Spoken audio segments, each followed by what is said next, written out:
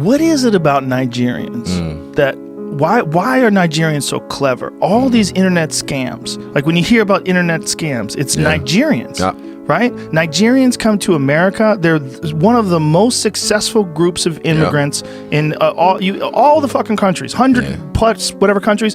Nigerians murder it when they come to America. There's something about, there's a work ethic, but there's also a cleverness to Nigerians. They're intelligent, they're resourceful, they've got global networks, and let's face it, at this point in time, they're winning the battle. How did one African nation, out of 195 countries around the world, become a major player and, to many, the face of online scams? They've been doing this for years and years, and they're good at it. But how did Nigeria become the perfect scamming storm? It's not the only poor country around. It's not even the poorest. Plenty of places have high unemployment and cheap internet, but something very specific happened in Nigeria. I just feel sorry for you. I don't know how that a person could do that to someone who's just tried to help. And that's all I wanted, was to help him to get out of Malaysia. Yeah, there's one that I think closed down a Brazilian bank. They took so much of their money that the bank had to shut down. What is it about Nigeria? Why are they so good at that? A lot of smart and enterprising people, and I think if that's channeled in the right way, then that's a very good thing. But I think when people hear the word Nigeria, too often another word follows: scammer. It has become a stereotype, an identity unfairly stamped on an entire nation. But why is it that some young Nigerians turn to fraud? And is scamming really the destiny of a people blessed with intelligence, creativity, and strength? You see people who are just bricklaying, and they are jacked, they are ripped, some of them, and they don't maybe have the best nutrition, right. You know, but there's something about the genetics of our people. It's a warrior race, and I don't say that lightly. I'm just being honest. Right. It's different, you know? Nigeria is one of the richest countries in Africa, not just in oil or natural resources, but in people. Our youth are brilliant, resilient, and hardworking.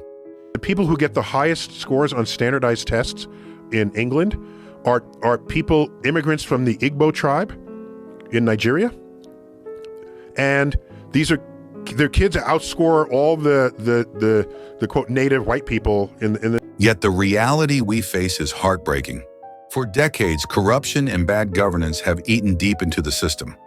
Leaders promise change but often enrich themselves, while millions of citizens remain in poverty. Unemployment is at an all-time high, and for many graduates, a university degree feels like just another piece of paper. Imagine finishing school after years of struggle, only to sit at home with no job. Imagine watching politicians flaunt stolen wealth, while your parents cannot even afford 3 meals a day. Imagine feeling invisible, abandoned, and hopeless in your own country.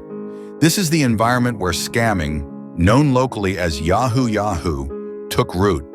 When you look at the numbers of successful immigrants, like businessmen and people that have come over from Nigeria and how industrious they are, and then you look at how many successful Nigerian scammers there are, like, it's a wise, very clever place. To some young people, scamming feels like the only way out.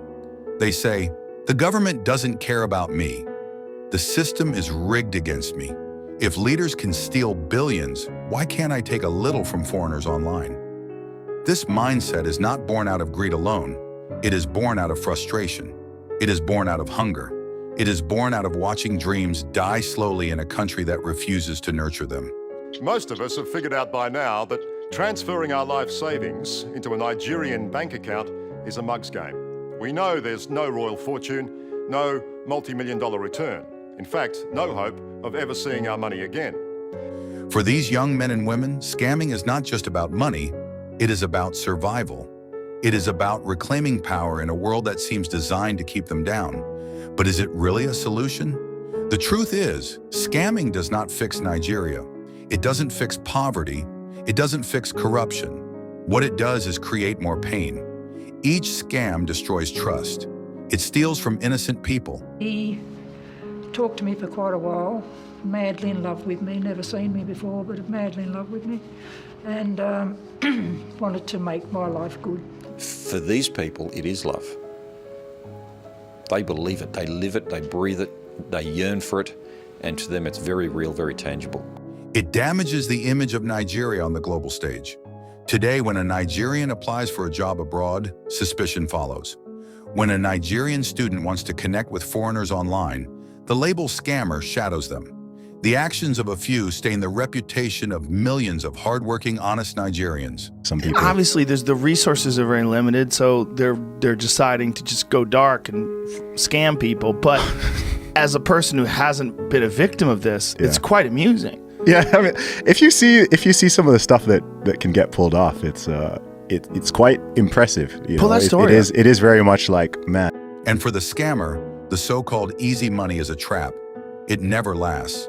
It creates a dangerous lifestyle of fear, crime, and in many cases, prison. It takes away the chance to build a future with dignity.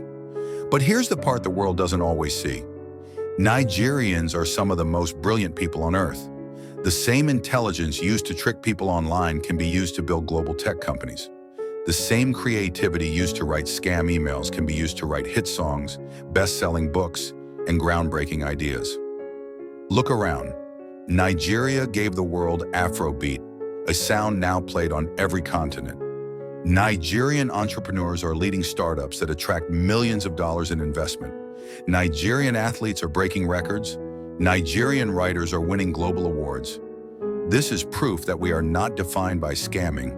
We are defined by our resilience, our innovation, and our unstoppable spirit. To every young Nigerian listening, I understand your pain. I understand the anger you feel towards bad government, corruption, and lack of opportunities. But scamming is not the answer. The real power is in building, not destroying. It's in using your mind to create something the world cannot ignore. It's in coding apps, designing businesses, telling our stories through art, dance, and music. It's in showing the world that Nigeria is not a country of fraudsters, but a nation of geniuses. Yes, the government may fail us, but we must not fail ourselves. We must not let frustration push us into a life that only brings more shame and suffering. The fight is bigger than money. It's about dignity, reputation, and the future of generations yet to come. So the next time someone calls Nigerians scammers, let us prove them wrong, not with words, but with actions. Let us show them the Nigeria of innovators, dreamers, and world changers. Let us remind them that our greatness does not come from fraud. It comes from the strength of our spirit. To every Nigerian youth, you are more than a scammer. You are brilliant. You are powerful. You are the hope of a new Nigeria. The time to rise above fraud is now, and together we will. That's the thing, we don't lie unless we want to scam you.